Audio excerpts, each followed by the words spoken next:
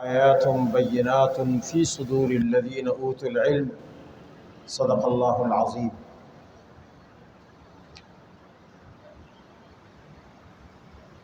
1444 ہجری کے رمضان المبارک کی آج 26ویں شب ہے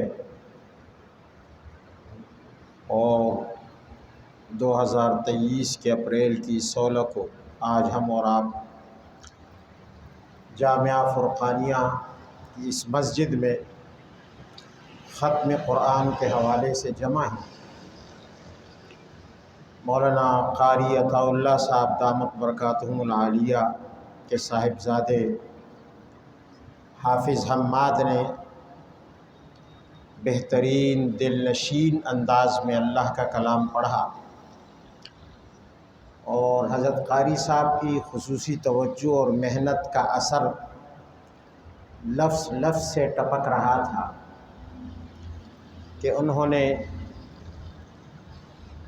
اپنے فرزند کے ساتھ کتنی محنت فرمائی ہے اور اسی طرح ان کے اساتذہ نے۔ بلا شبہ آواز اللہ تعالیٰ کی دین ہے، اللہ کی نعمت ہے، لیکن اگر اسے صحیح جگہ استعمال کیا جائے تو یہ سونے پہ سہاگا ہے۔ بعض لوگ اس نعمت سے اللہ کو ناراض کر بیٹھتے ہیں،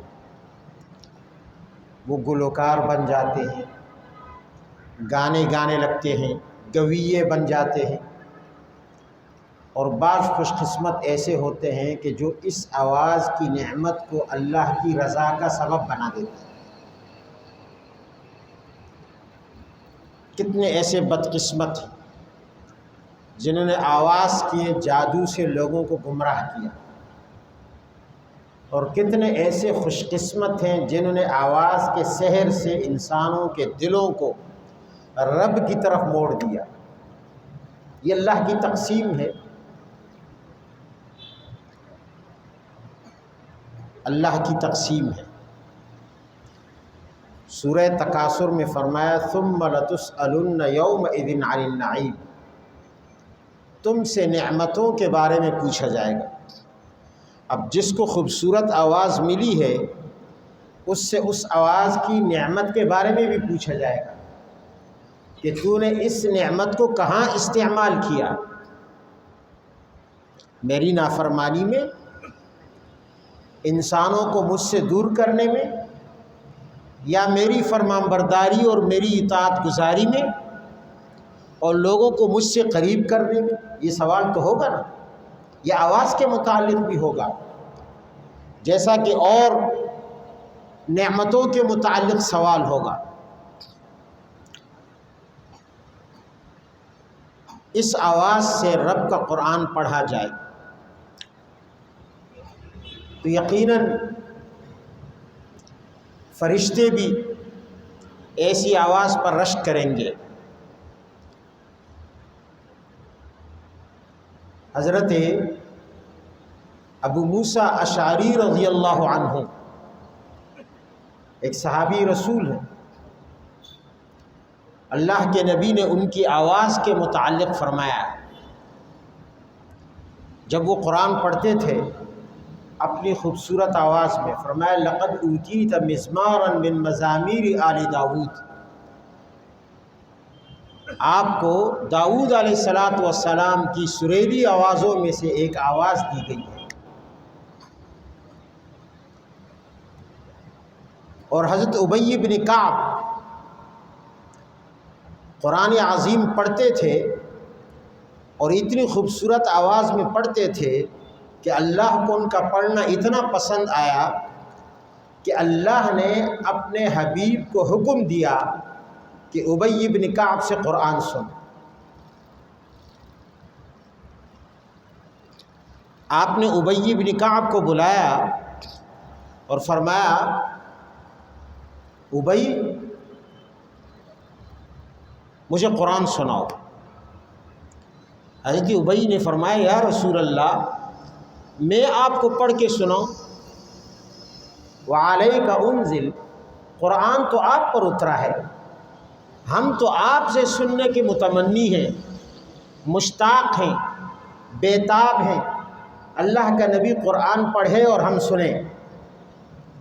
فرمایا نہیں، مجھے اللہ نے کہا ہے کہ ابی سے قرآن سن۔ تو ابی بن کعب نے فرمایا، عرض کی یا رسول اللہ، اللہ سمانی،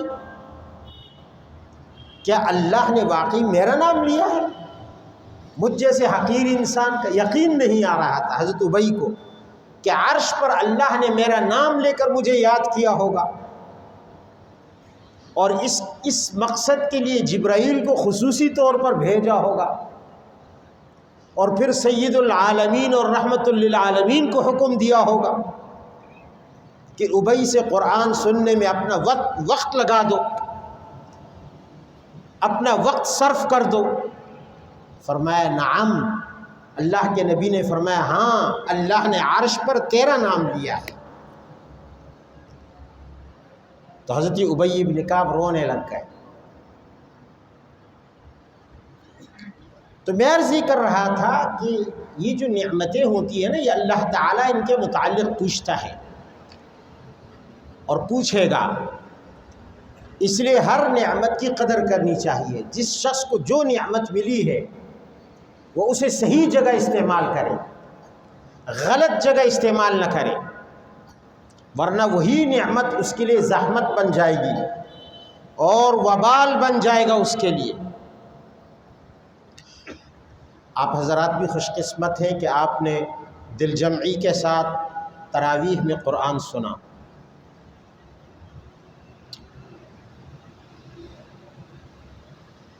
ہماری بدقسمتی ہے کہ ہم ایسے دور میں پیدا ہو گئے کہ ہر طرف سے فتنوں کی ایسی الغار ہے کہ دین کے کسی نہ کسی حکم سے لوگوں کو بدظن اور بدگمان کرنے کے لیے ہمارے معاشرے میں کوئی نہ کوئی فتنہ ضرور موجود ہے، اور خاص طور پر جب سے یہ موبائل اور نیٹ کا زمانہ آیا ہے تو ہر فتنہ ہر گھر میں پہنچ گیا۔ اگر دنیا کے کسی مغربی کونے میں کوئی فتنہ ہو تو نیٹ کی وجہ سے وہ ہمارے جیب اور ہمارے کانوں تک پہنچ چکا ہے۔ ہم دیکھتے ہیں کہ شریعت کے جتنے احکام ہیں، ہر حکم کے متعلق کوئی نہ کوئی فتنہ ایسا ہے جو اس نیٹ کے ذریعے لوگوں کو گمراہ کر رہا ہے، اور اگر پوری طرح گمراہ نہ کر سکے تو لوگوں کے ذہنوں میں شکوک اور شبہات ضرور ڈالتا ہے۔ کسی زمانے میں یہ کام شیطان کیا کرتا تھا، اور اب انسانوں نے سنبھال لیا ہے اس نیٹ کے ذریعے۔ اس نیٹ میں آپ کو ایسے لوگ ملیں گے جو لوگوں کو فرض نمازوں سے دور کرنے کی کوشش کریں گے، فرض نمازوں کے متعلق ان کے دلوں میں وسوسے ڈالیں۔ بڑا عجیب فتنہ ہے، منکرین حدیث کا فتنہ ہے۔ روزوں کے متعلق، حج کے متعلق، زکوٰۃ کے متعلق جتنے فرائض ہیں، تاکہ لوگ کسی طرح دین سے دور ہو جائیں، اللہ سے دور ہو جائیں، اور اسلام کی ایک ایک گرہ کو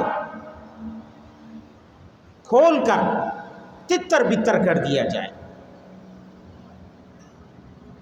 منکرین حدیث کا ایک فتنہ ہے، چودھری غلام محمد پرویز، اس کے بیانات نیٹ پر نشر ہوتے ہیں، لوگ سنتے، ہزاروں تعداد میں اس کے سننے والے ہیں۔ وہ شخص، اس نے کتابیں لکھی، مفہوم القرآن، لغات القرآن، قرآنی فیصلے، مقام حدیث، بہت ساری کتابیں لکھی۔ قرآنی فیصلے میں ایک جگہ وہ لکھتا ہے کہ نماز کیا ہے؟ شریعت میں کوئی نماز نہیں ہے۔ نماز کا مطلب ہے میٹنگ کرنا۔ کیا کرنا؟ میٹنگ، اجلاس۔ جیسے چند لوگ بیٹھتے ہیں اور کسی معاملے میں کسی ایجنڈے پر بات چیت کر لیتے ہیں، مشاورت کر لیتے ہیں، اس کا یہی مطلب ہے نماز کا۔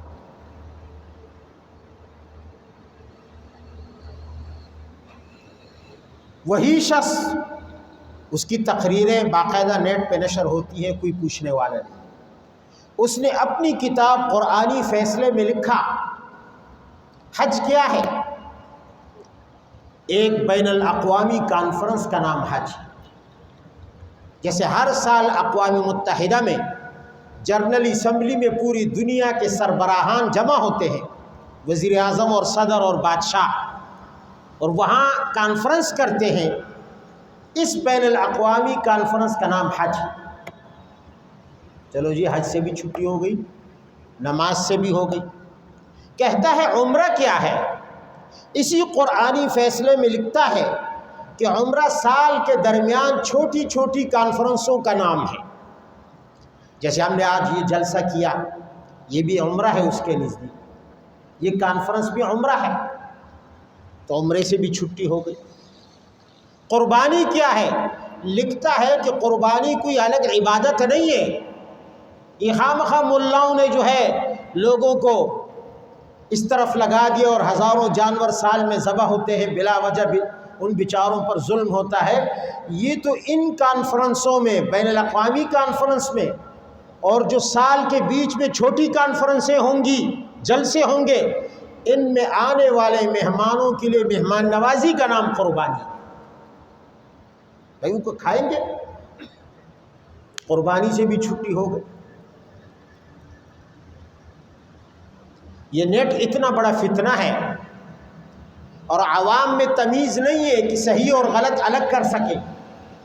بہت سے لوگ شکوک اور شبہات کے شکار ہو جاتے ہیں۔ اب دیکھیں دین کے ایک ایک حکم کو،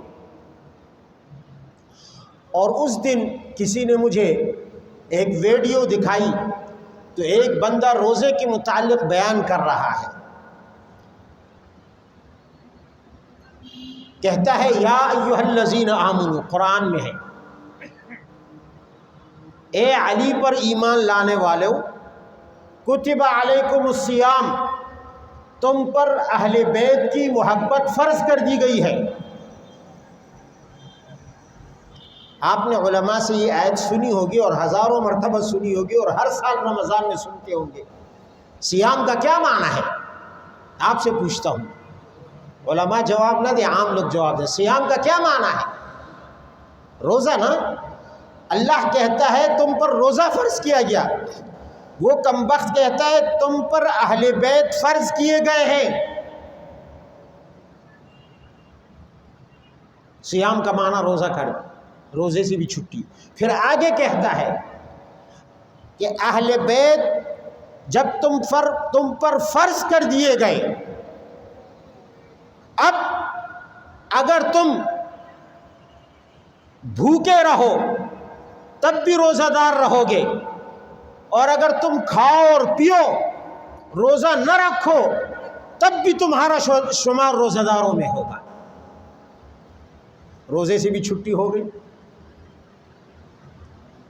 دین کے ایک ایک حکم سے، تراویح کے متعلق کتنے شکوک اور شبہات ڈالے جا رہے ہیں۔ ایک بزرگ جمہور کہتا ہے کہ جناب دین میں تراویح نہیں ہے، اسی نیٹ پہ۔ کیوں نہیں ہے بھائی؟ کہتے تراویح پڑھنا شرک ہے۔ کیسے شرک ہے؟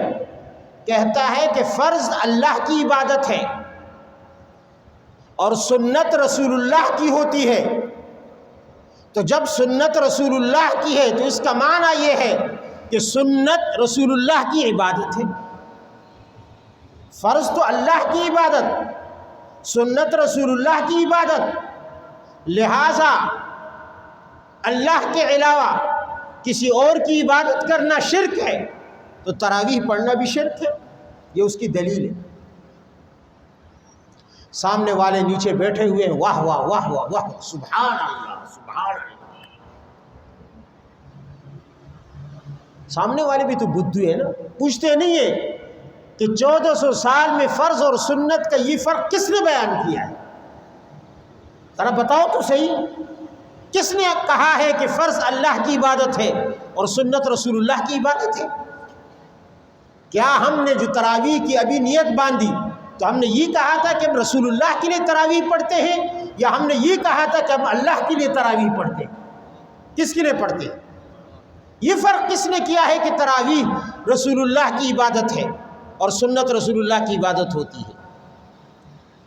پھر تو صرف تراویح سنت نہیں ہے، صبح کی 2 سنتیں بھی سنت ہیں، ان کی بھی چھٹی، اس لیے کہ وہ بھی شرک ہے رسول اللہ کی عبادت۔ ظہر کی 4 سنتیں اور 2 بعد کی سنتیں، یہ بھی سنتیں ہیں، رسول اللہ کی عبادت ہونے کی وجہ سے شرک، چھٹی۔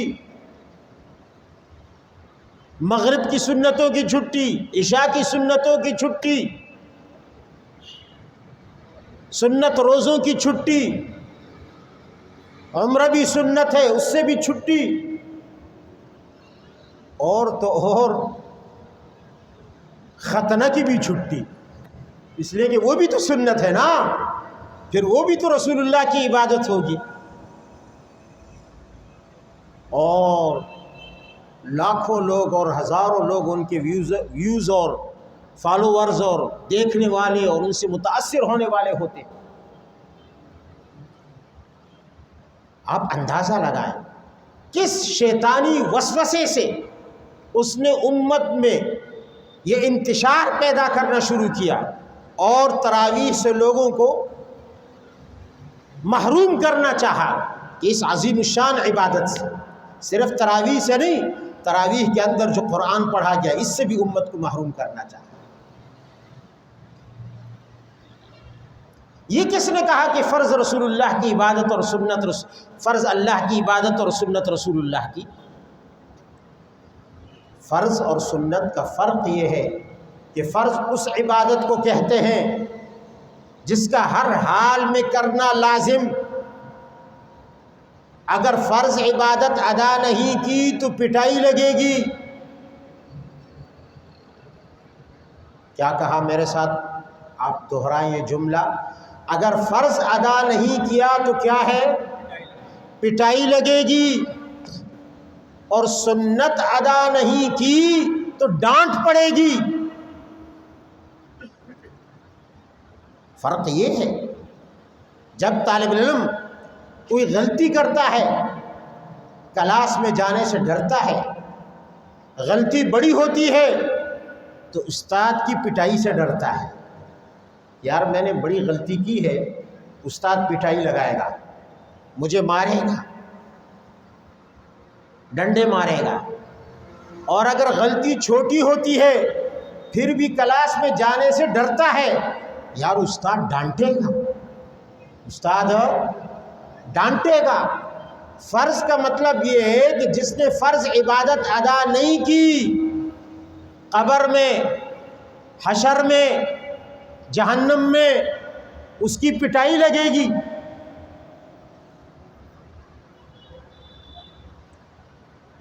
اللہ یہ کہ اللہ معاف کر دے، وہ ایک الگ بات۔ اور اگر سنت ادا نہیں کی تو اللہ ناراضگی کا اظہار کرے گا، نظر رحمت نہیں فرمائے گا۔ بات سمجھ میں آ رہی ہے؟ رحمت کی نظر سے نہیں دیکھے گا، غصے کی نظر سے دیکھے گا۔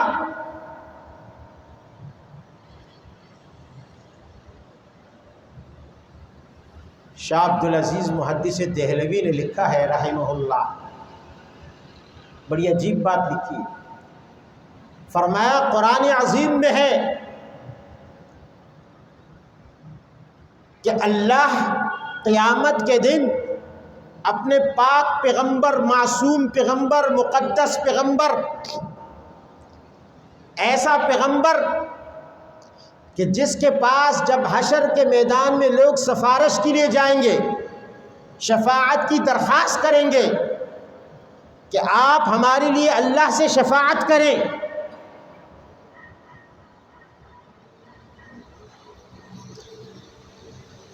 نوح علیہ السلام سے لے کر اس نبی تک جتنے پیغمبروں کے پاس نمبر وار پوری دنیا کے لوگ دس بستہ درخواست کرنے کے لیے حاضر ہوں گے کہ اے اللہ کے نبی، اے نوح، اے ابراہیم، اے موسیٰ، آپ اللہ سے سفارش کریں، حساب کتاب جلدی شروع کر دے۔ ہر پیغمبر معذرت کرے گا اور اپنی کوئی نہ کوئی بھول عذر میں پیش کرے گا۔ آدم علیہ السلام بھی، نوح علیہ السلام بھی، ابراہیم علیہ السلام بھی، تمام انبیاء، موسیٰ علیہ السلام بھی جان چھڑائیں گے، کوئی نہ کوئی عذر پیش کریں گے۔ اور یہ پیغمبر ایسا پیغمبر ہے کہ اس کے پاس جب لوگ جائیں گے درخواست کریں گے کہ آپ ہماری سفارش فرمائیں، وہ بھی معذرت کرے گا، لیکن معذرت کے لیے اپنی کوئی بھول پیش نہیں کرے گا، اس لیے کہ اس سے ایسی کوئی بھول ہوئی ہی نہیں ہے۔ کوئی بھول، کوئی غلطی، کوئی لغزش، کوئی زلت بھولے سے بھی نہیں ہوئی۔ آدم علیہ السلام سے ہوئی، اللہ نے فرمایا درخت کے قریب نہ جا۔ قرآن کہتا ہے فَنَسِيَ وَلَمْ نَجِدْ لَهُ عَزْمًا، حضرت آدم علیہ السلام بھول گئے۔ اسی طرح موسیٰ علیہ السلام تک بات آئے گی، موسیٰ علیہ السلام عذر میں کہیں گے کہ مجھ سے قبطی قتل ہو گیا تھا، لیکن یہ پیغمبر ایسا ہے کہ اس کے پاس عذر میں اپنی کوئی بھول پیش کرنے کے لیے نہیں ہوگی، پھر بھی وہ معذرت کرے گا اور کوئی غلطی، کوئی زلت، کوئی لغزش پیش نہیں کرے گا، اس لیے کہ اس سے ہوئی نہیں۔ اور وہ کون ہے؟ سیدنا عیسیٰ علیہ السلام، مسیح ابن مریم علیہ السلام۔ تو سورہ انعام میں سورہ مائدہ میں اللہ نے فرمایا وَإِذْ قَالَ اللَّهُ يَا عِيسَى ابْنَ مَرْيَمَ أَأَنْتَ قُلْتَ لِلنَّاسِ اتَّخِذُونِي وَأُمِّيَ إِلَٰهَيْنِ مِن دُونِ اللَّهِ۔ اللہ عیسیٰ کو طلب کرے گا، وہ پیغمبر جس سے بھولے سے بھی کوئی لغزش نہیں ہوئی، یاد رکھیں، یہ بات ذہن میں رکھیں، وہ پیغمبر جس سے زندگی بھر نہ آسمان پر جانے سے پہلے نہ آسمان سے اترنے کے بعد زندگی بھر موت تک، جو ابھی آئی نہیں ہے، آنے والی ہے ان پر، ان کو بھی مرنا ہے، موت آنی ہے ان پر، ابھی تک آئی نہیں ہے، وہ زندہ ہے آسمانوں پر۔ حضرت عیسیٰ علیہ السلام کی یہ شان ہے، اس شان کے باوجود اللہ ان کو طلب کرے گا۔ بولو بولو، کیا کرے گا اللہ؟ اپنی بارگاہ میں طلب کرے گا۔ یہ وہ شخصیت ہیں کہ ان سے اللہ پوچھے گا اَأَنْتَ قُلْتَ لِلنَّاسِ، اے عیسیٰ تو نے لوگوں سے کہا تھا، تو نے لوگوں سے کہا تھا اتخذونی و امی الہین من دون اللہ، مجھے اور میری امی جان کو، حضرت مریم کو اللہ کے سوا کارساز مددگار مشکل کشا بنا دو، ہم سے حاجتیں طلب کرو، ہمیں مشکل کشا سمجھو، ہم سے ما فوق الاسباب مدد مانگو، ہمیں پکارو، اے عیسیٰ مدد، اے مریم مدد۔ یہ سوال ہوگا، اللہ نام لے کر پکارے گا، یا عیسیٰ ابن مریم، بتا اے عیسیٰ اَأَنْتَ قُلْتَ لِلنَّاسِ، کیا تو نے کہا تھا لوگوں کو؟ آپ کا کیا خیال ہے، عیسیٰ علیہ السلام نے یہ کہا ہے؟ میں آپ سے پوچھتا ہوں، یہ کہا ہے زندگی میں؟ کبھی کہا ہے کہ مجھے پکارو، مجھے معبود بناؤ؟ نہیں کہا، قطعاً نہیں کہا۔ اس لیے کہ اگر یہ کہتے تو یہ بھولے سے لغزش نہ ہوتی، یہ بھول چوک نہیں تھی، یہ لغزش نہیں تھی، یہ تو گناہ اور سب سے بڑا گناہ ہوتا، یہ کفر ہوتا، یہ شرک ہوتا۔ اگر حضرت عیسیٰ علیہ السلام یہ کہتے اللہ نے عیسیٰ کو اس لیے نہیں بھیجا تھا، اللہ نے اس لیے بھیجا تھا کہ وہ لوگوں کو اللہ کی طرف بلائے، اللہ کی وحدانیت کی طرف، لیکن جب یہ سوال ہوگا عیسیٰ معصوم ہے، اللہ کو بھی علم ہے، عیسیٰ کو بھی علم ہے کہ مجھ پر الحمدللہ ایسا کوئی داغ دھبا موجود نہیں ہے جو میرے دامن کو داغدار کرتا ہو، عیسیٰ بے قصور، مگر اللہ ان سے یہ سوال کرے گا، بتا۔ اب جواب دینا چاہیے تھا فوری کہ اے عیسیٰ، اے اللہ، اے پروردگار، اے رب العالمین، میں تو بے گناہ ہوں، میں نے تو توحید کی دعوت دی ہے۔ تو شاہ صاحب لکھتے ہیں کہ حضرت عیسیٰ سے جب سوال ہوگا 500 سال تک، کتنا؟ 500 سال تک عیسیٰ علیہ السلام گنگ کھڑے رہیں گے، زبان تک نہیں ہلا سکیں گے کہ اللہ کو جواب دے سکیں۔ 500 سال تک ان کی سمجھ میں نہیں آئے گا کہ میں اللہ کے حضور کیا جواب دوں۔ صرف یہی نہیں، اتنا خوف، اتنا ڈر، اتنی دہشت، اتنا رعب طاری ہو جائے گا کہ ان کے بدن میں یہ جو چھوٹے چھوٹے بال ہیں، ہر بال کے نیچے سے خون نکلنا شروع ہو جائے گا،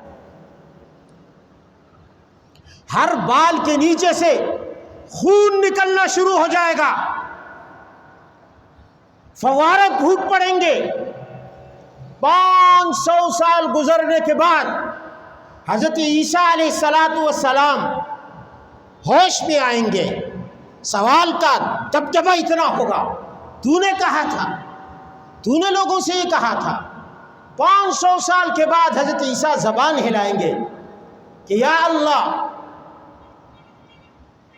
سبحانک ما یکون لی ان اقول ما لیس لی بحق ان کنت قلته فقد علمتہ تعلم ما فی نفسی ولا اعلم ما فی نفسی۔ یا اللہ، میری ہمت، میری جرت کہ عیسیٰ آپ کا بندہ ہو کر، آپ کا غلام ہو کر، آپ کی مخلوق ہو کر، آپ کا زیر احسان ہو کر، آپ کا زیر ممنون ہو کر، اور پھر اتنا بڑا دعویٰ کرتا کہ اپنے آپ کو آپ کے ساتھ شریک کرتا، یہ کیسے ہو سکتا ہے؟ سبحانک، اے اللہ، تیری ذات ہر شریک سے پاک ہے۔ آپ اندازہ لگائیں،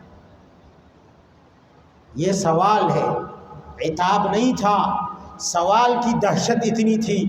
اگر اللہ ہم سے پوچھے کہ تم نے میری نبی کی سنت کو کیوں چھوڑ دیا، یہ تو عیسیٰ سے سوال تھا نا، ہم تو سراپا گناہوں کا مجسمہ ہیں، ہم سے اگر سوال ہو جائے اچھا میرے نبی کی سنت اتنی تمہیں گھٹیا لگی، تمہیں اتنی حقیر لگی، تم نے میری نبی کی سنت کو چھوڑ دیا، نظر انداز کر دیا، کیوں چھوڑا؟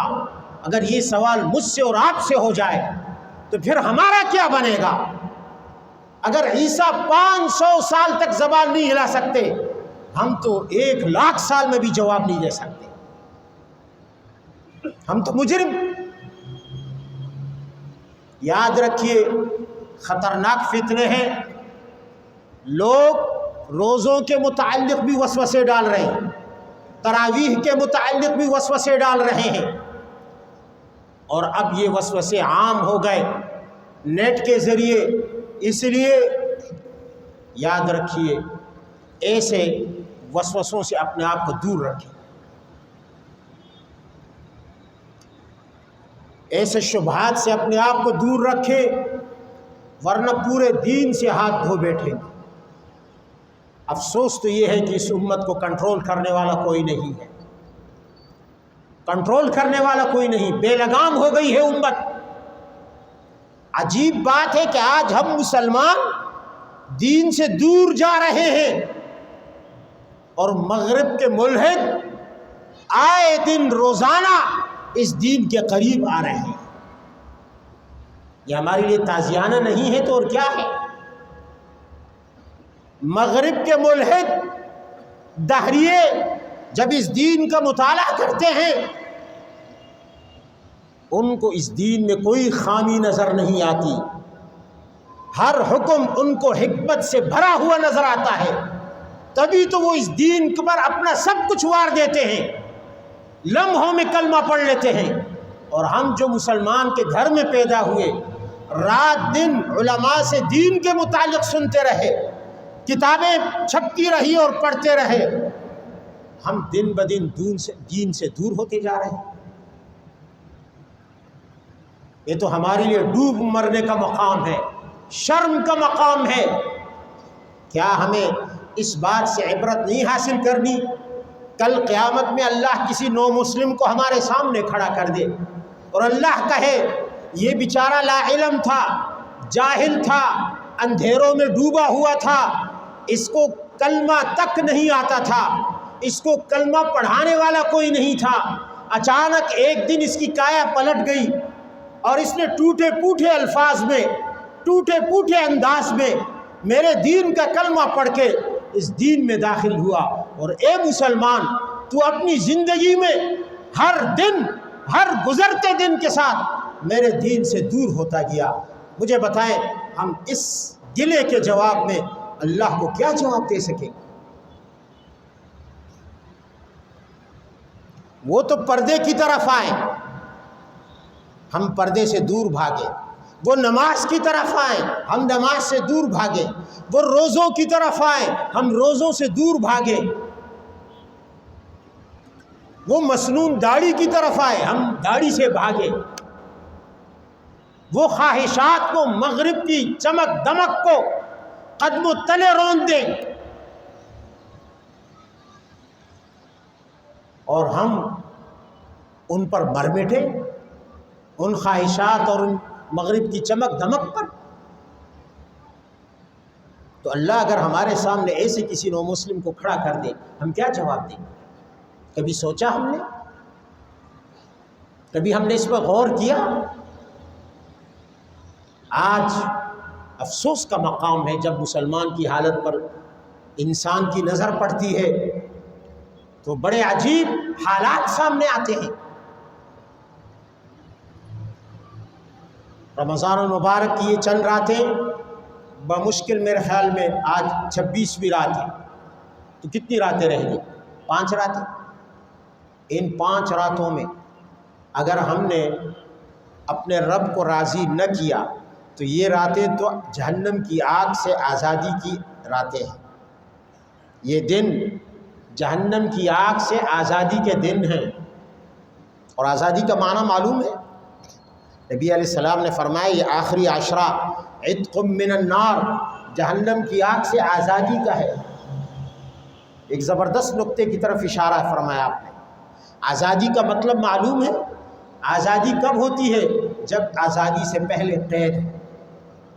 ایک شخص جیل میں بند ہوتا ہے، گرفتار ہوتا ہے، قید سے گزر رہا ہوتا ہے، پھر ایک دن اس کے نام فرمان آتا ہے، سرکولر جاری ہوتا ہے کہ اس کو آزاد کر دیا جائے، دروازے کھول دیے جاتے ہیں، اس کے راستے سے سپاہی ہٹ جاتے ہیں، وہ وہاں سے جیل کی ان بند دیواروں سے نکلتا ہے اور باہر کی دنیا کی آزاد فضاؤں میں نکلتا ہے، لوگ اسے مبارکباد دیتے ہیں، آزادی مبارک۔ پہلے قید میں تھا، اب آزاد ہو رہا ہے۔ نبی علیہ السلام فرما رہے ہیں عتق من النار، یہ عشرہ جہنم کی آگ سے آزادی کا ہے۔ کیا مطلب ہے؟ مطلب یہ ہے کہ ہم اس وقت جہنم میں قید ہیں، آلریڈی ہم جہنم میں قید ہیں، یہ بات سمجھ لیں۔ ہم آزاد نہیں ہیں، جہنم نے اسی جگہ قائم ہونا ہے، تو ہم تو جہنم میں قید ہیں۔ یہ جو دنیا کی مصیبتیں ہیں یہ جہنم ہی کا اثر ہے، یہ جو آگ ہے یہ جہنم ہی کا اثر ہے، یہ جو گرمی ہے جہنم ہی کا اثر ہے، یہ جو سردی ہے جہنم ہی کا اثر ہے۔ تو ہم تو آلریڈی جہنم میں موجود ہیں، اس جہنم سے نکلنا ہے، اس جہنم سے آزادی پانی ہے، اس جہنم سے خلاصی پانی ہے۔ نبی علیہ السلام نے فرمایا اس کے لیے اللہ نے یہ راتیں بھیجی، عتق من النار۔ ان راتوں میں اگر کسی نے اپنے آپ کو جہنم سے آزاد نہیں کروایا تو وہ کبھی بھی آزاد نہیں ہو سکتا۔ کیسے آزاد ہوگا؟ اس لیے یاد رکھیے، حسن ابن صالح ایک بہت بڑے تبع تابعی گزرے ہیں، وہ فرماتے ہیں اللیل والنہار یبلیان الجدید ویقربان البعید ویأتیان بالموعود والوعید۔ فرمایا یہ جو رات دن ہے نا، صبح شام گزرتے ہیں، اور اب تو اتنی جلدی گزرتے ہیں کہ پتہ ہی نہیں چلتا، ہر ایک کی زبان پہ یا رمضان اتنی جلدی گزر گیا پتہ ہی نہیں چلا، پتہ ہی نہیں چلا، زندگی ایسے تیز رفتاری سے گزر رہی ہے، ابھی تو فلاں سن شروع ہوا ہی تھا کہ ختم ہو گیا۔ ایسا ہے یا نہیں؟ ہم اور آپ محسوس کر رہے ہیں نا۔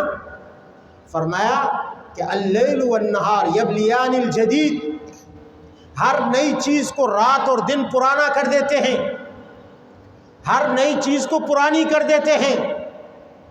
ویقربان البعید، اور دور کی چیزوں کو، دور کے کاموں کو، دور کی باتوں کو قریب کر دیتے ہیں۔ جیسے جیسے دن گزرتے ہیں، ہمارا بڑھاپا بچپن ہمیں بھی دور لگتا ہے، جوانی میں دور لگتا ہے، یہ راتیں اور دن جیسے جیسے گزر جاتے ہیں، گزرتے جاتے ہیں، بڑھاپا اتنی ہی تیزی سے ہمارے قریب آ جاتا ہے، موت قریب آ جاتی ہے، ہمیں دور لگ رہی ہوتی ہے۔ ابھی آپ نے قاری صاحب سے سنا کہ کل ہمارے ایک وزیر، وفاقی وزیر صاحب، ان کا ایکسیڈنٹ ہوا۔ حالانکہ جب وہ گھر سے نکل رہے ہوں گے ان کے ذہن میں کیا کیا سوچیں ہوں گی، کیا کیا ارادے ہوں گے، کیا کیا خیالات ہوں گے، کہاں جانا ہے، کل کیا کرنا ہے، پرسوں کس سے ملنا ہے، اور موت 2 قدم کے فاصلے پر۔ یہ ہماری حالت ہے۔ رات دن گزرتے ہیں تو بڑھاپا قریب کرتے ہیں، رات دن گزرتے ہیں دور والی موت کو ہمارے قریب کر دیتے ہیں، رات دن گزرتے ہیں اللہ نے ہماری زندگی میں جو بیماریاں کبھی ہم پر آنی ہیں اور لکھی ہیں اللہ نے، وہ قریب آ جاتی ہیں۔ فرمایا وَيُقَرِّبَانِ الْبَعِيدِ، ہر نئی چیز کو پرانی کر دیتے ہیں۔ رات دن گزرتے ہیں، نئی چیز پہلے دن نئی ہوتی ہے، دوسرے دن پرانی ہو جاتی ہے۔ جو اللہ کے وعدے ہیں، جو اللہ کی دھمکیاں ہیں، یہ رات دن گزر جاتے ہیں، اور وہ وعدے اور وعید اور دھمکیاں اللہ کی طرف سے وہ ہمارے سر پر آ جاتی ہیں، ہمیں پتہ ہی نہیں چلتا وقت کیسے گزرا۔ اس لیے فرمایا حضرت حسن نے کہ پھر ہر دن اور ہر رات آواز دیتے ہیں، اور آواز دیتی ہے، ہر دن بھی آواز اور ہر رات بھی آواز دیتی ہے، یا ابن آدم، اے آدم کے بیٹے، اغتنمنی، مجھے غنیمت سمجھ، مجھ سے فائدہ اٹھا لے، میں بہت تیزی کے ساتھ تیرے ہاتھ سے نکلنے والا ہوں۔ دن بھی کہتا ہے، رات بھی کہتی ہے، میں بہت تیزی سے تیرے ہاتھ سے نکلنے والی ہوں۔ اے آدم کے بیٹے، مجھے ضائع مت کر، مجھ سے کام لے لے، مجھے بھر دے، رب کی اطاعت سے، رب کی فرمانبرداری سے، نیکیوں سے مجھے بھر دے۔ ہو سکتا ہے تجھ پر گزرنے والا دن تیری زندگی کا آخری دن ثابت ہو جائے۔ لعلہ لا یکون لک یوم بعدی، ہو سکتا ہے کہ آج کے بعد تجھے دوسرا دن دیکھنا نصیب نہ ہو۔ رات کہتی ہے، اے آدم کے بیٹے، مجھے بھر دے اطاعت سے، مجھے خالی مت بھیج، میں تجھ سے جا رہی ہوں، محروم رہے گا اگر تو نے مجھے خالی بھیج دیا۔ ہو سکتا ہے آج کی رات میں تیری آخری رات بن جائے۔ تو یہ 5 راتیں رمضان کی بہت ہی قیمتی ہے۔ سونے سے زیادہ قیمتی، ہیرے سے زیادہ قیمتی، ہر قیمتی شے سے زیادہ قیمتی ہے۔ اللہ سے دعا کریں کہ اللہ ہماری ان راتوں کو اور ان دنوں کو قیمتی بنا دے، اور یہ ہم خالی نہ بھیجیں۔ آپ لوگوں نے تراویح پڑھی ہے، اس تراویح کے عمل کو جاری رکھنا ہے۔ مزید جو 5 راتیں باقی ہیں ان میں بھی آپ نے 4 راتیں، 4 ہے نا، 4 راتیں، ان میں بھی تراویح پڑھنی ہے آپ، اور کوشش کریں کہ جماعت سے پڑھیں، کہیں بھی پڑھ لیں، سہولت ہے، ختم ہو چکا ہے، اب آپ کہیں بھی پڑھ لیں، لیکن ان کو خالی مت جانیں۔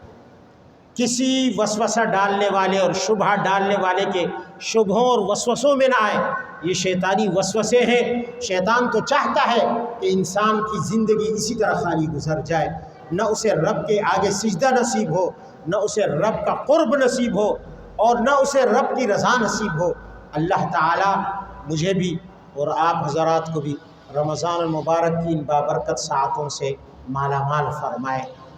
اور ماشاء اللہ قاری صاحب مبارکباد کے مستحق ہیں، حضرت قاری عطا اللہ صاحب، جیسے کہ مولانا جنید صاحب نے فرمایا کہ آج ان کے اور صاحبزادوں اور شاگردوں نے اور ساتھیوں نے قرآن پاک یہاں ختم کیے، کتنی خوش قسمتی کی بات ہے۔